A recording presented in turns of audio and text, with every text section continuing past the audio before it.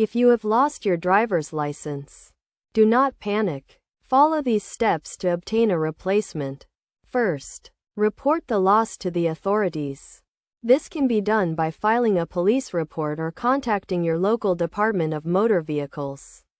This step is crucial as it helps prevent identity theft and protects you from potential fraud.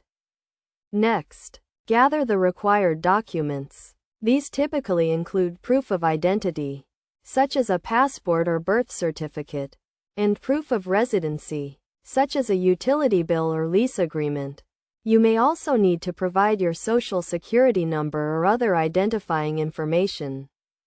Now, fill out the application for a replacement driver's license.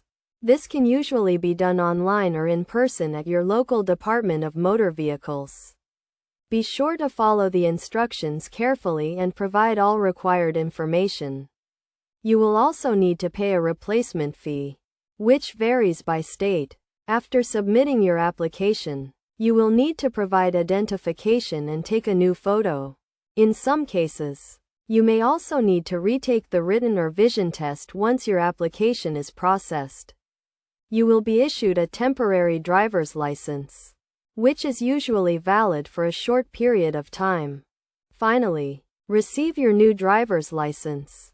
This can take several days or weeks, depending on the state and their processing time. Make sure to review your new license for any errors or inaccuracies. If you find any mistakes, contact your Department of Motor Vehicles immediately. Remember to always keep your replacement driver's license in a safe place and be aware of the expiration date. It is also a good idea to make a photocopy of your new license and keep it in a secure location, such as a safe or a locked cabinet.